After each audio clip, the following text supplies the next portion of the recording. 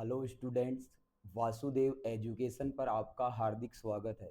मैं Naresh Saini, educator of botany. आज आपके सामने लेकर आया हूँ एक टॉपिक जो बॉटनी से संबंधित है, जिसके अंदर हम पढ़ेंगे फ्लावर कि फ्लावर होता क्या है और साथ ही साथ फ्लावर का बॉटनी के अंदर क्या इम्पोर्टेंस है, या मैं कहूँ कि हमारे लिए हमारे पूरे जीवन में जो फ्लावर है वो फ्लावर किस प्रकार से महत्वता रखता है। जैसे कि आप सभी जानते हैं कि चाहे किसी भी प्रकार का कोई भी अवसर हो, किसी खुशी का अवसर हो या गम का अवसर हो, या हमें प्यार व्यक्त करना हो किसी भी व्यक्ति के सामने, तो उस चीज के अंदर फ्लावर जो होता है वो एक बहुत ही अधिक महत्वपूर्ण रोल क्या करता है, अदा करता है।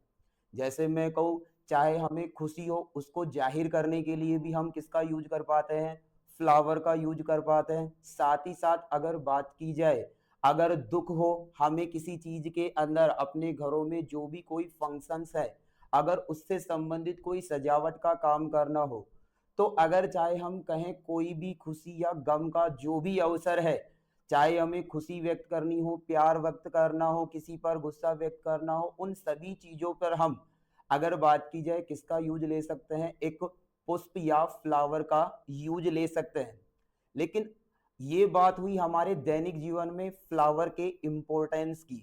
लेकिन अगर मैं कहूं कि फ्लावर जो होता है वो पादपों में किस प्रकार से महत्वता रखता है, तो अगर बात की जाए कोई भी जो फ्लावर होता है वो किसी भी पादप के अंदर उसका जननांग जो होता है उस जननांग को रखने का काम करता है। मेल और फीमेल जो जननांग होते हैं या रिप्रोडक्टिव ऑर्गन कहें पादप के, वो किसके अंदर प्रेजेंट होते हैं, एक फ्लावर के अंदर प्रेजेंट होते हैं।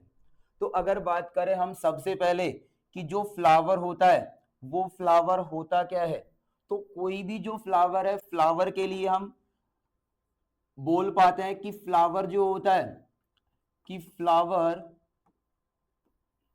Is a modified form of suit. यानी कि फ्लावर की एक लाइन के अंदर अगर डेफिनेशन की बात करें तो होती है कि फ्लावर जो होता है वो ए मॉडिफाइड फॉर्म ऑफ शूट होती है। यानी कि मैं कहूं मॉडिफाइड फॉर्म ऑफ शूट का मतलब होता है कि रूपांतरित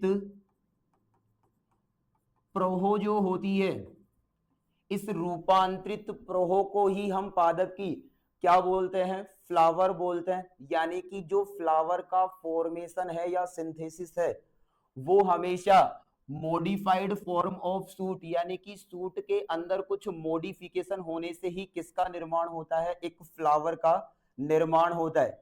जैसे कि आपने देखा होगा कि कोई भी हमारा पादप हो, उस पादप में उसकी तीन चीजें, जड़, तना और पत्तियां क्या रहती हैं, प्रेजेंट रहती हैं। नीचे की तरफ जो हमने ये हेयर्स लाइक स्ट्रक्चर दिखाई है, इन्हें अगर बात करें हम रूट्स बोलते हैं। बात की जाए यहां पर जो एक सिलेंड्रिकल पार्ट दिख रहा है आपको, ये सिलेंड्रिकल पार्ट जो बिल्कुल इरेक्ट फॉर्म या सीधी अवस्था में प्रेजेंट है, इस पार्ट को बोला जाता है स्टेम। बात की जाए यहां पर लीफ लाइक स्ट्रक्चर्स भी प्रेजेंट रहती है। मैं कहूं यहां पर जो भी फ्लावर होता है वो हमारी जो भी ब्रांचेज होती है, उन ब्रांचेज में जिस पार्ट की हेल्प से जुड़ता है और आगे चल करके एक बड नुमा या कलिका नुमा संरचना बनाता है। तो यहां पर ये पार्ट जो हमारे पुष्प को किसके साथ में अटैच कर रहा है, यहां पर हमारे पादप की शाखा के साथ में अटैच कर रहा है। इस भाग को बोला जाता है क्या, पेडिसल। अगर हिंदी में कहूं तो बोला जाता है पुष्प व्रंत। यानी कि पुष्प व्रंत हमारे फ्लावर का, पुष्प का वो भाग है जो हमारे पुष्प को किसके साथ, पादप की शाखा के साथ में जोड़े रखने का क्या करता है, काम करता है। अगर बात करें हम एक कंप्लीट फ्लावर के स्ट्रक्चर की, तो यहां पर हमने दिखाया है कि नीचे की तरफ जो भी हमारी तंतुनुमा स्ट्रक्चर होती है किसी भी फ्लावर या पुष्प के अंदर, तो इस तंतुनुमा स्ट्रक्चर को ही हमने नाम दिया है यहां पर क्या, पेडिसेल, यानी कि पेडिसेल या पुष्प वृंत हमारे फ्लावर का या पुष्प का वो भाग है जिसकी हेल्प से हमारा जो भी फ्लावर है वो शाखा के साथ में क्या रहता है, अटैच्ड रहता है, जुड़ा हुआ, प्रेजेंट रहता है। इस पेडिसल के ऊपर अगर बात की जाए तो आपको एक ब्रॉड स्ट्रक्चर या एक चौड़ी फैली हुई अवस्था के अंदर एक स्ट्रक्चर दिखाई देगी। इस फैली हुई स्ट्रक्चर्स को अगर बात की जाए तो यहां पर बोला जाता है थैलेमस, या कहें नाम दिया जाता है, हिंदी में कहें तो पुष्पासन। यानी कि थैलेमस या रिसेप्टिकल हमारे फ्लावर का वो भाग होता है जिस पर हमारे फ्लावर के सभी जो अंग है वो क्या रहते हैं, अटैच्ड रहते हैं। यानी कि जो ये ब्रॉड पार्ट है, इस ब्रॉड पार्ट को पुष्पासन तो हमने इस वजह से कहा है क्योंकि यहां पर हमारा कंप्लीट पुष्प जो होता है वो अटैच्ड रहता है। यानी कि हमारे कंप्लीट फ्लावर के सभी अंगों को रिसीव करने का जो काम है वो ये थैलेमस कर रहा है। इस वजह से इसी थैलेमस को हम क्या नाम देते हैं, रिसेप्टिकल भी बोलते हैं, पुष्पासन बोलते हैं। अब अगर बात की जाए कोई भी जो फ्लावर है उस फ्लावर में आपने देखा होगा कि सबसे बाहर की तरफ एक स्ट्रक्चर होती है, इसी थैलेमस के ऊपर अगर बात की जाए इस प्रकार से ग्रीन लीफ लाइक स्ट्रक्चर्स क्या रहती हैं, प्रेजेंट रहती हैं। कोई भी जो फ्लावर होता है उसमें सबसे बाहर की तरफ अगर बात करें तो ग्रीन या हरे कलर की पत्तीनुमा संरचनाएं प्रेजेंट रहती हैं। ये जो पत्तीनुमा संरचनाएं हैं, इन पत्तीनुमा संरचना एक सिंगल लीफ को तो हम बोलते हैं सेपल, और इसका जो कंप्लीट यहां पर ग्रुप होता है, यानी कि किसी भी फ्लावर के अंदर हमारी जो सेपल्स, इनका जो नंबर होता है वो एक से अधिक होता है। तो इनका जो ग्रुप होता है उस ग्रुप को अगर बात करें तो बोला जाता है क्या, कैलिक्स। यानी कि कैलिक्स जो होगा, ग्रुप ऑफ सेपल्स जो है, उस ग्रुप ऑफ सेपल्स को क्या नाम दिया जाता है, कैलिक्स नाम दिया जाता है। अगर कहें तो बाह्य दल को सेपल, और अगर बात करें जो इस कैलिक्स को बोल दिया जाता है बाह्य दल पुंज। तो बाह्य पुंज, हमारे बाह्य दल पुंजों का समूह जो है वही क्या कहलाता है, बाह्य दल पुंज कहलाता है। इसके बाद में अगर बात की जाए तो सेकंड नंबर पर इन्हीं ग्रीन लीफ लाइक जो स्ट्रक्चर्स हैं, इन्हीं के अंदर की तरफ आपने देखा होगा कि किसी भी फ्लावर के अंदर उसका क्या प्रेजेंट रहता है, एक कलरफुल पार्ट जो है वो कलरफुल पार्ट क्या रहता है, प्रेजेंट रहता है। यानी कि अंदर की तरफ आपको यहां पर कलरफुल लीफ लाइक स्ट्रक्चर्स दिखाई देंगी। कलरफुल लीफ लाइक स्ट्रक्चर्स में सिंगल की अगर बात की जाए तो हम बोलते हैं पेटल, दल बोला जाता है, और इन्हीं की ग्रुप को अगर बात करें तो हम बोलते हैं क्या, कोरोला, यानी कि दल पुंज। दलपुंज जो है वो किसी भी फ्लावर के अंदर जितने भी दल्स होते हैं उनके दल्स के समूह को ही क्या बोला जाता है, दलपुंज बोला जाता है। और ये जो दलपुंज वाला भाग है ये अगर बात करें किसी भी फ्लावर का एक कलरफुल पार्ट का क्या करता है, फॉर्मेशन करता है।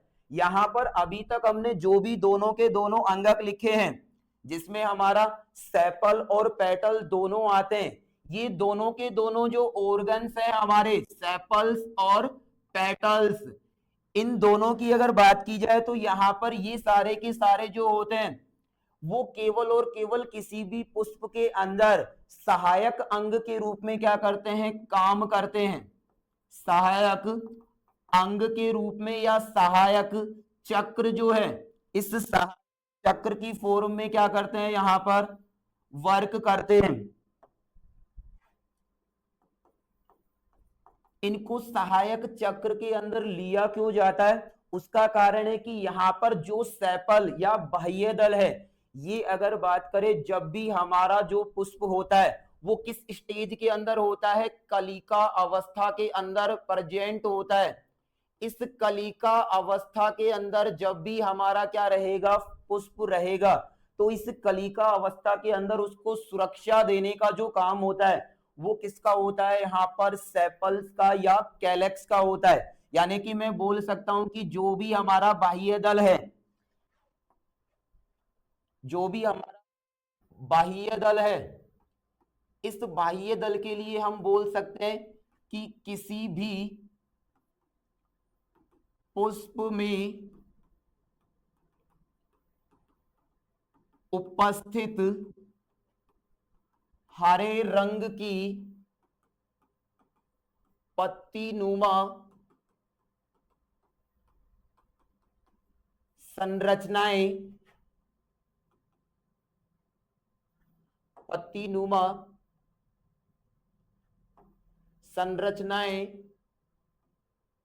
क्या कहलाती है? बाह्य दल कहलाती हैं। और इन बाह्य दल के अगर मैं बात करूं किसकी?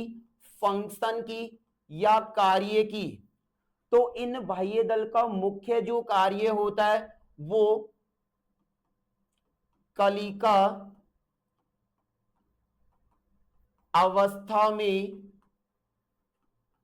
पुष्प को सुरक्षा प्रदान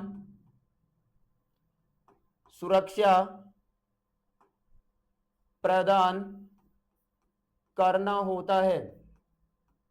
यानी कि ये मुख्य रूप से केवल हमारे पुष्प के जितने भी आंतरिक अंगक होते हैं, जिसमें हमारा पेटल्स आएगा, हमारा नर जनन अंग आएगा, मादा जनन अंग आएगा फ्लावर का, उन सभी को सुरक्षा देने का जो काम करता है वो कौन करता है? यहाँ पर हमारा बाह्य दल करता है। इसके अलावा अगर बात की जाए तो हमने अंदर की तरफ लिखा है हमारा दलपुंज। ये दलपुंज जो होता है वो किसी भी फ्लावर के अंदर, किसी भी पुष्प या फ्लावर के अंदर उपस्थित इन पत्तीनुमा संरचनाओं के समूह को बाह्य दलपुंज कहा जाता है। सॉरी, बाह्य दलपुंज नहीं, दलपुंज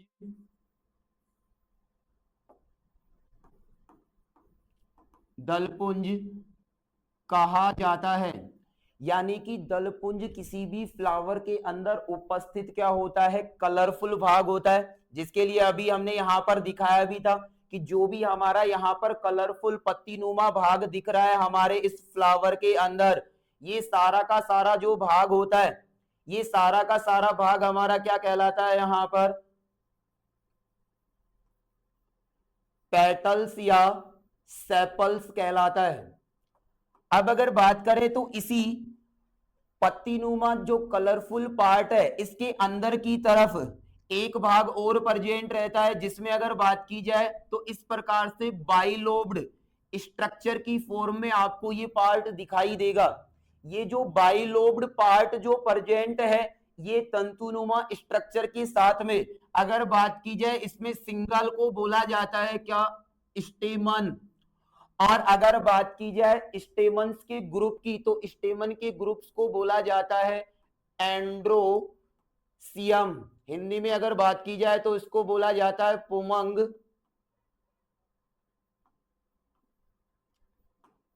पुंकेसर या पुमंग कहा जाता है। यानी कि जो भी बाइलोब्ड स्ट्रक्चर हमें इस फ्लावर के अंदर दिखाई दे रही है, इसी बाइलोब्ड स्ट्रक्चर को स्टेमन या एंड्रोशियम बोला जाएगा, जो हमारे पादप का नर जननांग कहलाता है। यानी कि एक्चुअल में जो नर युग्मक होते हैं वो इसी स्टेमन के अंदर क्या होते हैं? फॉर्म होते हैं, बनते हैं। इस तंतुनुमा संरचना के अंदर ऊपर जो ये आपको बाइलोब्ड पार्ट दिखाई दे रहा है, बाइलोब्ड पार्ट दिखाई दे रहा है, ये बाइलोब्ड जो पार्ट है,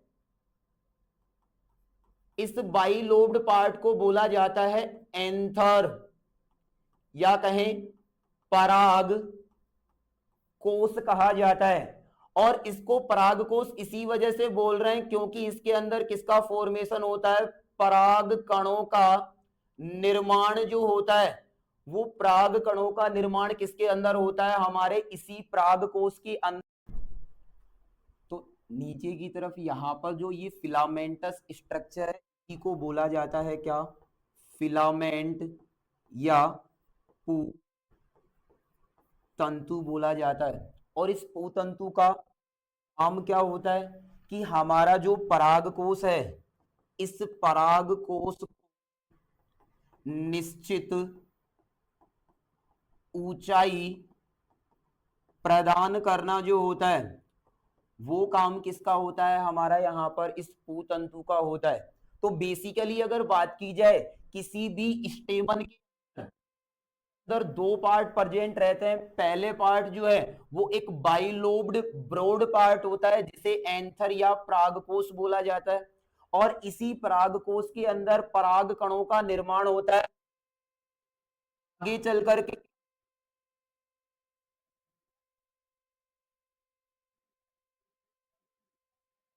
वो भी किस स्ट्रक्चर के अंदर होता है, इन्हीं पराग कणों के अंदर नर युग्मकों का फॉर्मेशन या कहें निर्माण होता है। तो तीसरा जो पार्ट होता है हमारे फ्लावर का, पहला सेपल, दूसरा पेटल और तीसरा स्टेमन अगर बात करें, तो इसके बाद में चौथा जो पार्ट होता है वो इस प्रकार से आपको ऊपर की तरफ हल्का सा ब्रॉड होगा, नीचे फिर एक सिलेंड्रिकल ट्यूब नुमा स्ट्रक्चर के अंदर ये पार्ट प्रेजेंट होगा, और नीचे आकर के फिर से एक गोलाकार संरचना का क्या करता है, फॉर्मेशन करता है। तो ये जो पार्ट बना है, इस पार्ट की अगर बात की तो इसे बोला जाता है कार्पल या पिस्टिल बोला जाता है। और कार्पल और पिस्टिल्स का जो ग्रुप है उस ग्रुप को बोला जाता है गाइनोसियम। यानी कि बात करें कार्पल या पिस्टिल की तो इसको हिंदी में अगर बात करें तो कहा जाता है क्या, स्त्री केसर। तो स्त्री केसर जो होता है वो हमारे पुष्प का एक मादा जनन अंग होता है, जिसके अंदर हमारे मादा युग्मक का क्या होता है, फॉर्मेशन होता है। जिस प्रकार से हमारा यहां पर पुंकेसर जो था, वो पुंकेसर अगर बात की जाए तो दो पार्ट्स के अंदर डिवाइड था, उसी प्रकार से यहां पर जो हमारा फीमेल रिप्रोडक्टिव पार्ट या मादा जनन अंग स्त्री केसर जो है, ये स्त्री केसर जो है, ये भी अगर बात की जाए तो ओवरऑल तीन पार्ट है, डिवाइड हुआ होता है। अब है कि ऊपर की तरफ जो एक ब्रॉड होता है, इस ब्रॉड पार्ट की अगर बात की जाए तो इसे तो बोला जाता है यहां पर स्टिग्मा या वर्तिकाग्र कहा जाता है। और इस ब्रॉड पार्ट के नीचे की तरफ जो सिलेंड्रिकल पार्ट प्रेजेंट है, जो सिलेंड्रिकल पार्ट प्रेजेंट है, इस सिलेंड्रिकल पार्ट की अगर हम बात करें तो इस सिलेंड्रिकल पार्ट को नाम दिया जाता है क्या, स्टाइल वर्तिका कहा जाता है। तो दूसरा जो पार्ट हुआ हमारे स्त्री केसर का वो हुआ वर्तिका या स्टाइल। इसके बाद में नीचे की तरफ बात करें तो एक ब्रॉड पार्ट प्रेजेंट होता है जो स्फेरिकल फॉर्म के अंदर पाया जाता है। ये जो स्फेरिकल पार्ट है, इस पार्ट को अगर बात की जाए तो कहा जाता है ओवेरी या अंडाशय। और वर्तिकाग्र, वर्तिका और अंडाशय, ये तीनों मिलकर के फॉर्मेशन करवाते हैं यहां पर हमारे स्त्री केसर का। और स्त्री केसर का जो ग्रुप होता है उस ग्रुप को बोला जाता है जायांग। और इसी नीचे सबसे जो ये स्फेरिकल पार्ट है, इसी के अंदर की तरफ एक और पार्ट लगा हुआ होता है जो गोलाकार फॉर्म के अंदर होता है। इस गोलाकार पार्ट के अंदर छोटे छोटे गोलाकार स्ट्रक्चर्स प्रेजेंट होती है, इन्हीं को ओव्यूल या अंडप या ओब्लिक, तो बोला जाता है बीजांड। और इसी बीजांड के अंदर किसका, मादा युग्मक, इस मादा युग्मक का क्या होता है, निर्माण होता है। यानी कि अगर मैं कहूं, हमने जो हमारे फ्लावर के ओवरऑल 4 पार्ट बताए हैं, जिसमें सबसे बाहर की तरफ जो हरी पत्ती नुमा वाला जो भाग है, वो हरी पत्ती नुमा संरचना वाला जो भाग है, उसे हमने नाम दिया है क्या, पेटल्स, बात नहीं सेपल्स। और सेपल्स के अंदर की तरफ जो रोल या चक्र प्रेजेंट है, उस पार्ट को नाम दिया है पेटल्स, जो कि कलरफुल भाग होता है। इस कलरफुल पार्ट के अंदर की तरफ जो एक बाइलोब्ड फिलामेंटस स्ट्रक्चर होती है, उसे हमने नाम दिया है क्या, हमारा स्टेबन, पुंकेसर, या कह सकते हो पुमंग या एंड्रोसियम कहा है। और लास्ट जो हमारा पार्ट था, वो पार्ट था यहाँ पर क्या, गाइनोसियम, या कहें यहाँ पर पिस्टिल या कार्पल था, यानी कि मादा जनन अंग था, जिसमें मादा युग्मक का क्या होता है, फॉर्मेशन होता है। तो यहाँ पर इस पूरे के पूरे पुष्प के अंदर हमारे जो 2 पार्ट है, पेटल्स और सेपल्स, इनके लिए हमने बोला है कि ये किसका काम करते हैं, सहायक चक्र का काम करते हैं। और उसी प्रकार से जो पुंकेसर और स्त्री केसर होता है, ये दोनों के दोनों जो पार्ट होते हैं, ये हमारे फ्लावर के लिए क्या होते हैं, आवश्यक अंग होते हैं। क्योंकि अगर हमें हमारे पादप के अंदर लैंगिक जनन करवाना है, तो उसके लिए इसे मादा युग्मक और नर युग्मक दोनों की आवश्यकता होगी। और मादा युग्मक के अंदर, मादा युग्मक का जो निर्माण है वो किसके अंदर होगा, हमारे इसी मादा जननांग अंग के अंदर होगा। और जो नर युग्मक है वो हमारे नर जननांग अंग यानी कि पुंकेसर के अंदर उसका क्या होगा, फॉर्मेशन होगा। तो इसी वजह से ये दोनों जो है आवश्यक अंग है, क्योंकि लैंगिक जनन के लिए दोनों युग्मक, नर युग्मक और मादा युग्मक, दोनों का संलयन होना क्या होता है, जरूरी होता है। दोनों के संलयन से ही वहां पर एक स्ट्रक्चर बनती है, जिसको हम युग्मनज यानी कि जाइगोट कहते हैं। उसी जाइगोट से फिर आगे चल करके एम्ब्रियो यानी कि भ्रूण का निर्माण होता है। और वो जो भ्रूण है वो आगे डेवलप होकर के एक कंप्लीट जो प्लांट बॉडी है, जिसके लिए जरूरत होगी हमें हमारे सीड के फॉर्मेशन की, उसका फॉर्मेशन जो है वो उसी एम्ब्रियो के चारों तरफ कोटिंग से होता है। तो आज हमने पढ़ा है कि पुष्प होता क्या है, और इस पुष्प के अंदर कौन कौन सी स्ट्रक्चर्स प्रेजेंट है। इससे संबंधित और भी जो आगे वीडियोज होंगी, वो हम नेक्स्ट सेशन के अंदर स्टार्ट करेंगे।